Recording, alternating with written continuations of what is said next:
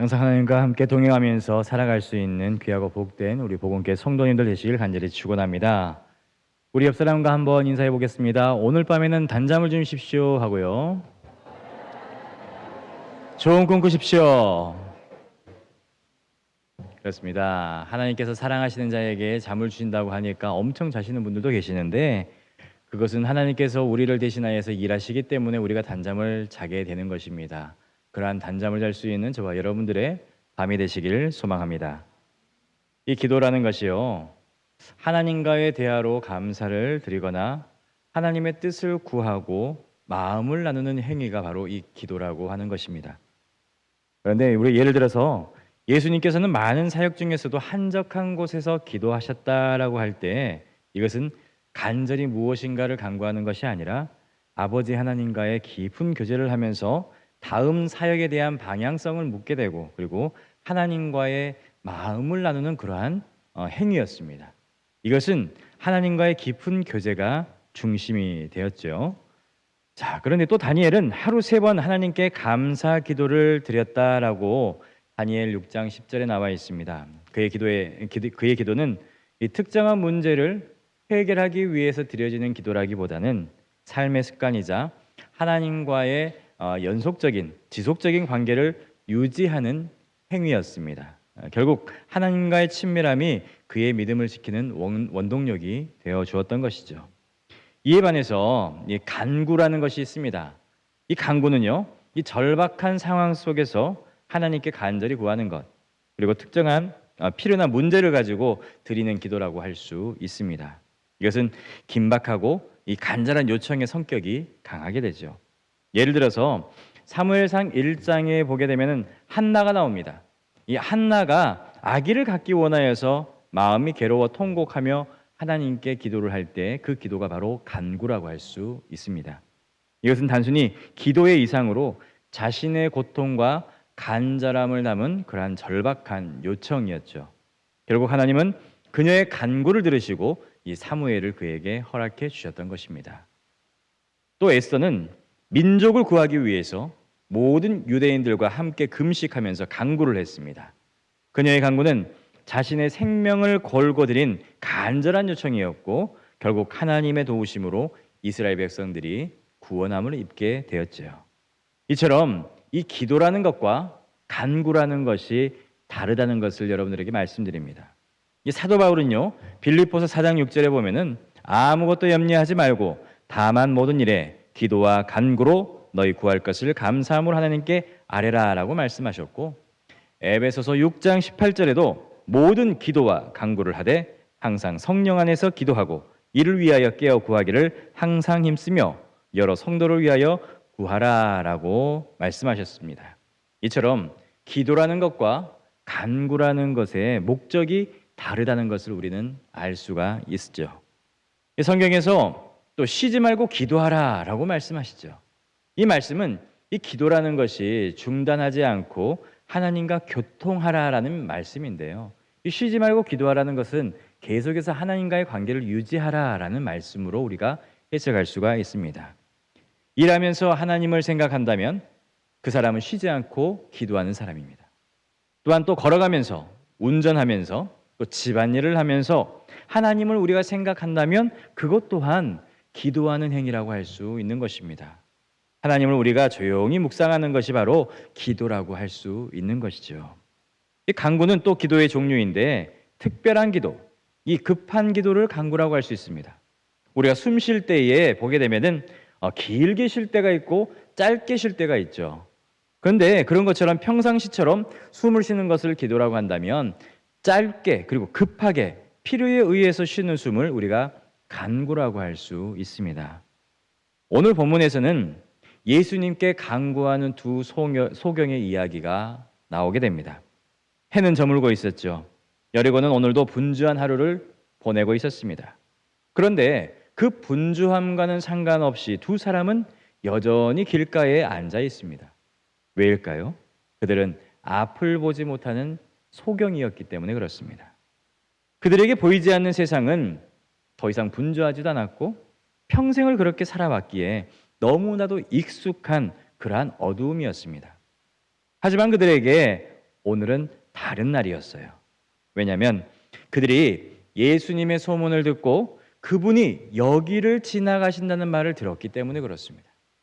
이 예수라는 이름은 예전부터 들어왔습니다. 예수, 나사렛 출신의 예수, 다윗의 자손이라고 불리는 그분, 이 병든 자가 나음을 입고 귀신이 떠나고 죽은 자도 살린다는 그분, 그 예수의 이야기를 들었고 오늘 지나가게 된다는 것을 알게 되었다는 것이죠. 그 이야기를 들을 때마다 가슴 한편에 그들은 아마도 꿈을 꾸었을 것입니다. 혹시 내가 그분을 만나면 나도 볼 수 있지는 않을까 하고요. 그런데 오늘 그분이 여기 이 앞을 지나가신다고 해요. 사람들의 발걸음 소리가 점점 가까워지고 사람들의 웅성거리는 소리와 흙먼지가 일면서 이 지나가는 무리 속에 그분이 계시는 것을 소리로, 마음으로 느낄 수가 있었습니다. 여러분, 앞을 못 보는 사람이기에 상대적으로 그런 사람들은 귀가 밝아져 있습니다. 앞이 안 보이니까 그들은 소리에 의지할 수밖에 없고 자연스럽게 이 청력이 발달하게 되었던 것이죠. 이 두 소경이 민감하게 이제 반응을 하기 시작합니다. 그리고 그 기회를 놓칠 수가 없어서 소리치기 시작합니다. 주여, 다윗의 자손이여, 우리를 불쌍히 여겨 주시옵소서 하고 사람들이 그 사람들을 보면서 꾸짖기 시작합니다.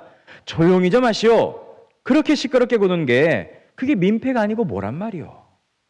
하지만 그들은 더욱더 크게 소리를 칩니다. 주여, 다윗의 자손이여, 우리를 불쌍히 여기소서. 여러분, 이 사람들의 꿈이 뭘까요? 바로 앞을 보는 것이 이 소경들의 꿈이었을 것입니다. 이처럼 꿈이 있는 사람들에게는 간절한 마음으로 예수님께 억척같이 매달리는 것이죠.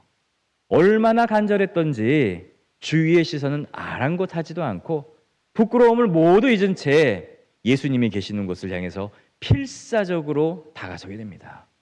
왜입니까? 꿈을 이룰 수 있다라고 하는 그 희망 때문에 예수님께 매달리는 것이죠. 여러분, 이처럼 꿈이 있는 사람은요, 간구를 합니다.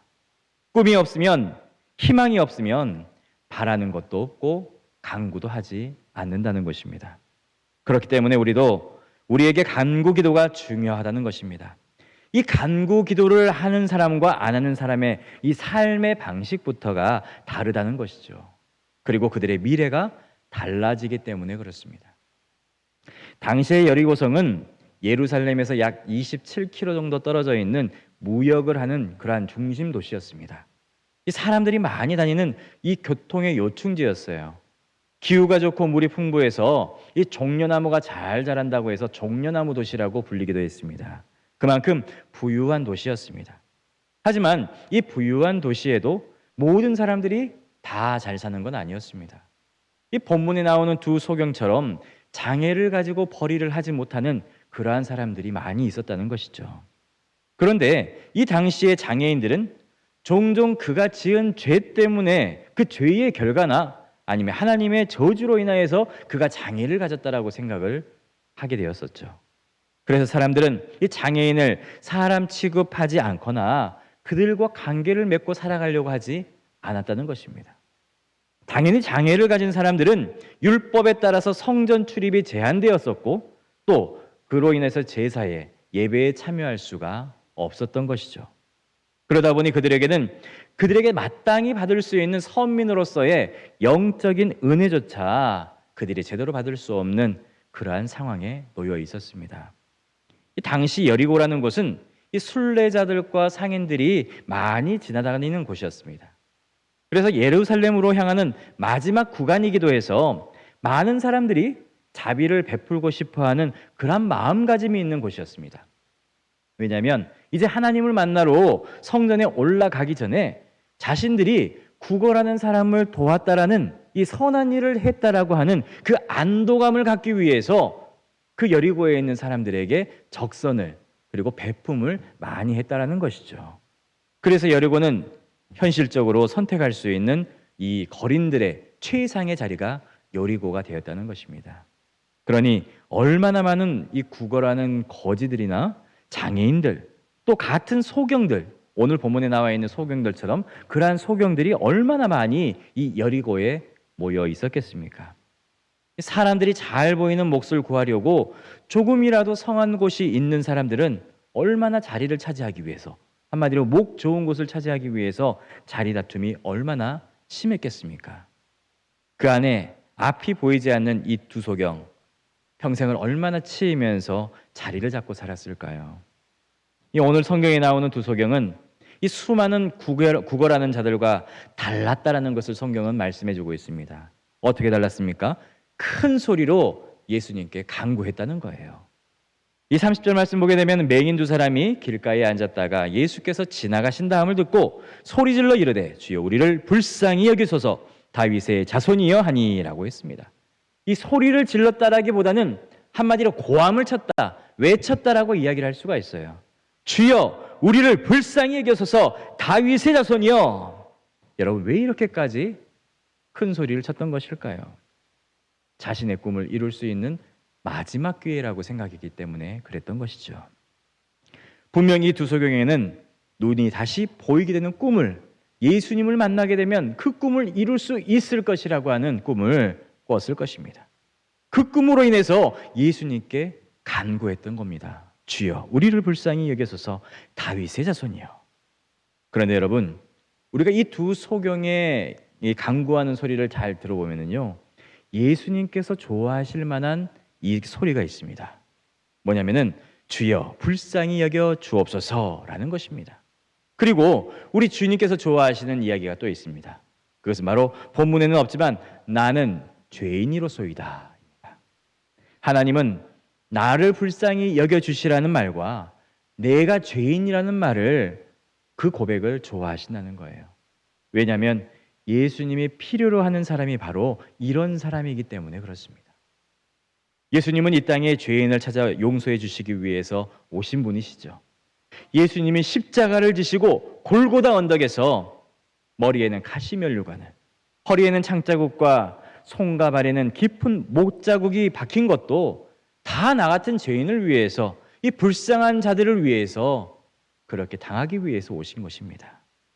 우리 주님은 우리를 길 잃은 양처럼 불쌍히 여겨주시고 구원하기 위해서 오셨기 때문이죠. 사랑하는 성도 여러분, 오늘 본문 말씀을 여러분 가만히 묵상을 해보십시오. 두 소경이 꾸었던 그 꿈, 예수님을 만날 수 있겠다라고 하는 그 꿈, 어디에서부터 생긴 것일까요? 그것도 따지고 보면 하나님께서 그 꿈을 생기게끔 만들어주신 것이라는 겁니다. 내가 그 꿈을 꾸는 거니까 그 꿈이 나로부터 시작된 것이 아닌가 하고 생각할 수도 있지만, 나중에 우리가 그 꿈이 이루어졌을 때에 이 모든 과정들을 생각해 보면 하나님께서 그 꿈마저도 우리에게 허락해 주신 것이라는 것을 우리가 깨달을 수 있다라는 것입니다.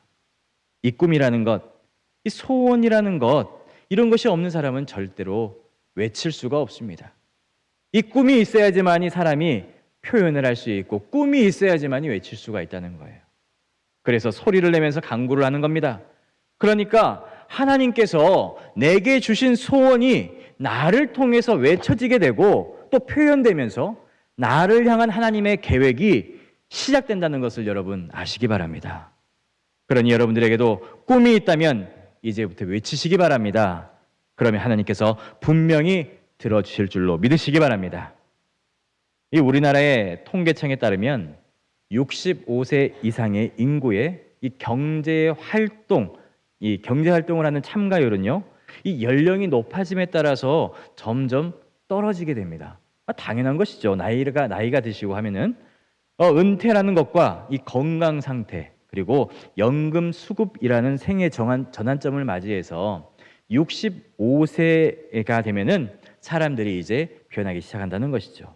이 65세부터 우리나라 100세까지의 인구는 약 994만 명 정도 된답니다. 거의 1000만 명인데요. 전체 인구의 20%를 차지하게 됩니다. 65세 이상이 우리나라 인구의 20%. 그런데 이 1000만 명이라고 하는 이 인구 숫자 안에서 경제 활동을 하는 사람들이 38% 정도 있습니다. 380만 명 정도. 그리고 퇴직금이나 연금으로 사는 사람이 거의 90%를 차지해요. 그 안에는 노령연금도 들어있고 또 국민연금 그리고 뭐 각종 개인연금들이 들어가 있을 수가 있죠. 그 사람들을 다 포함하니까 약 90%의 사람들이 연금을 타서 쓰고 사용한다고 합니다. 그런데 이런 통계를 가지고 이 사람들에게 다음 물음을 던졌습니다. 꿈을 가지고 살아가는 사람들은 얼마나 됩니까? 라고 물었을 때에 이 1,000만 명 중에 3% 정도가 꿈을 글로 쓰고 그리고 수시로 보면서 살아가고 있다고 해요. 그리고 그 중에 10% 정도는 적어놓기만 하지 수시로 보지는 않는다라고 합니다. 그리고 60% 정도의 사람들이 꿈이나 목표가 수시로 바뀌게 되고 그리고 27%에 해당하는 사람들이 꿈이나 목표가 없이 하루하루를 그저 살아가고 있다라고 합니다. 여러분, 이 세상에는요, 세상 사람들의 통계는 이렇게 나왔어요. 꿈을 꾸는 사람들이 몇 프로라고요?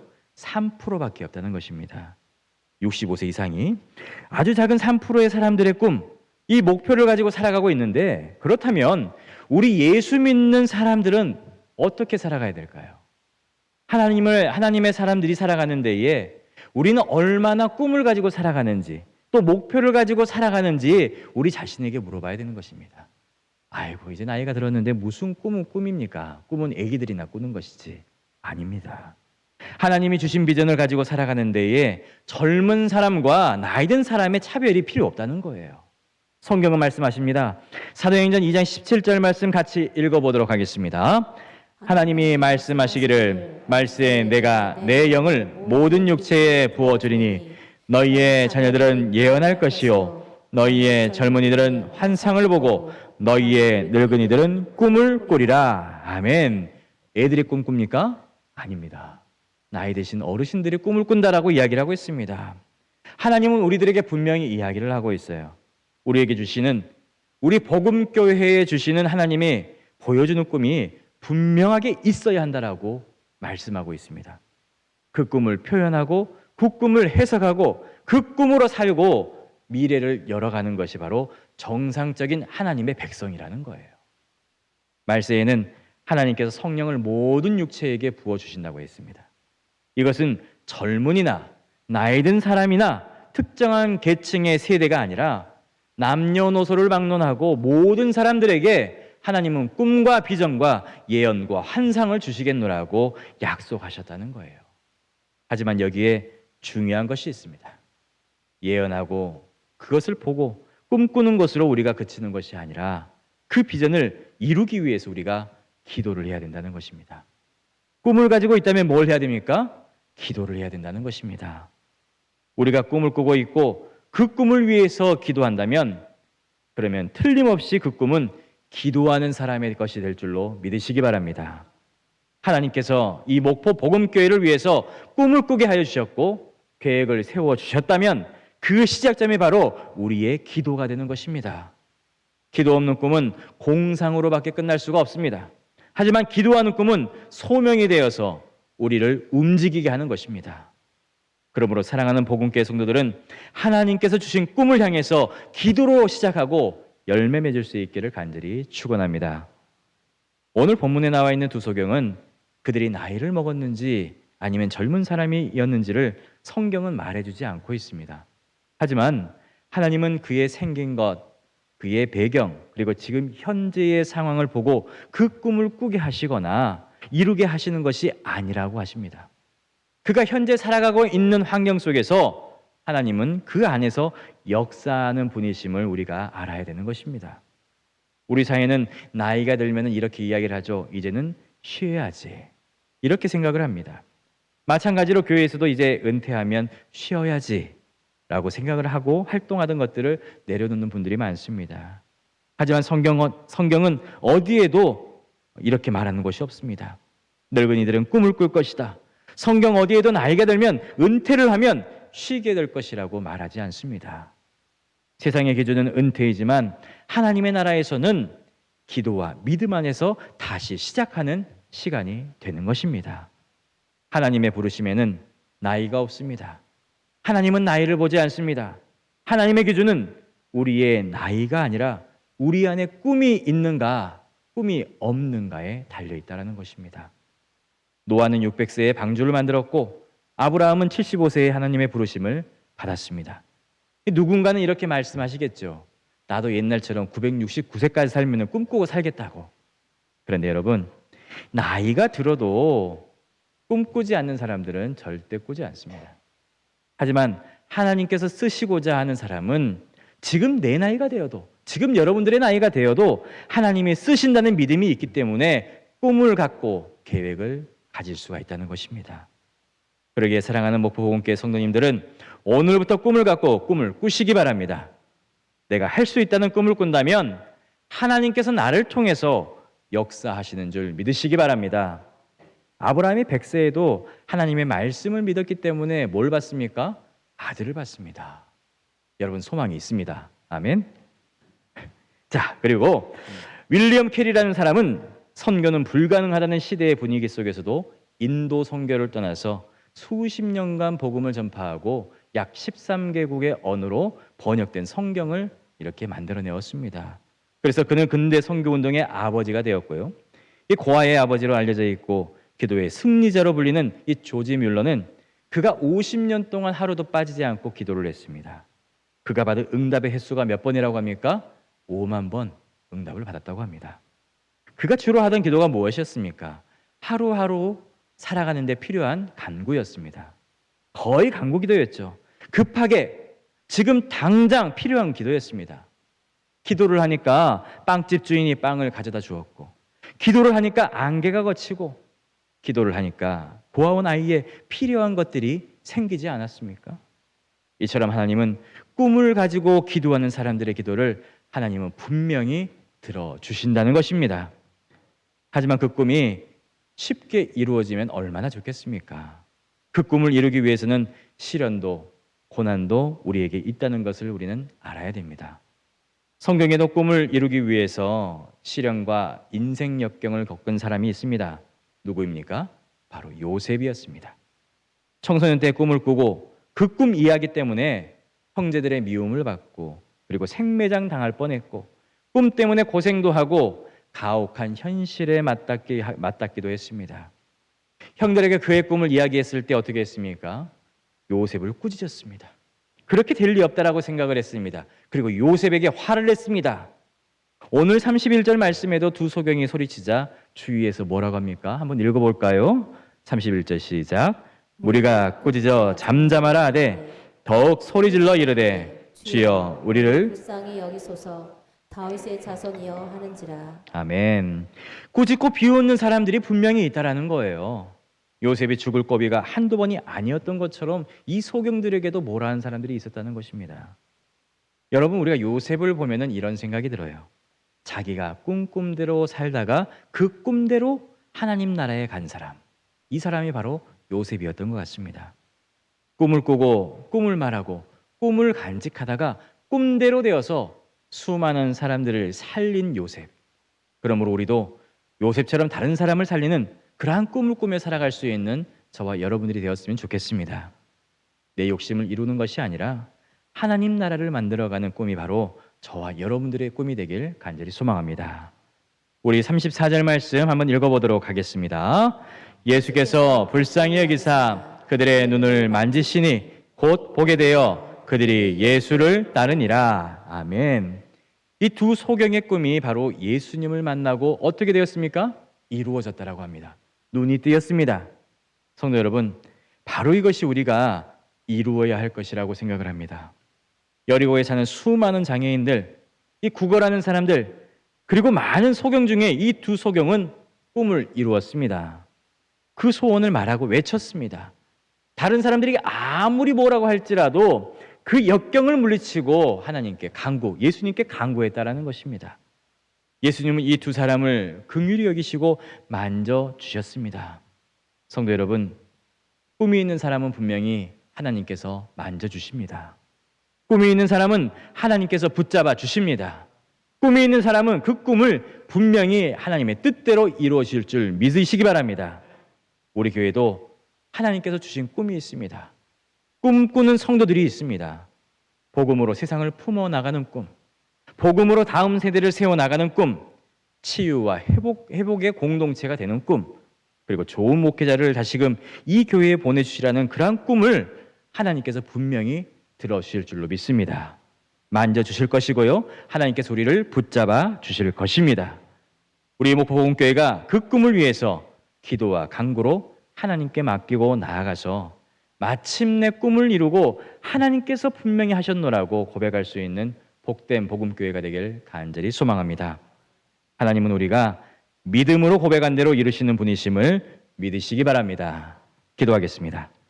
사랑의 주님 아버지 감사합니다.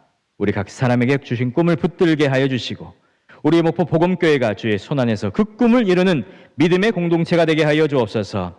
기도하게 하시고 포기하지 않게 하시고 마침내 하나님이 꾸게 하신 꿈을 이루고 하나님 나라를 이 땅 위에 이루어내는 복된 교회, 복된 성도들의 삶을 살아가는 목포 복음교회가 되게 하여 주옵소서. 예수님의 이름으로 기도합니다. 아멘.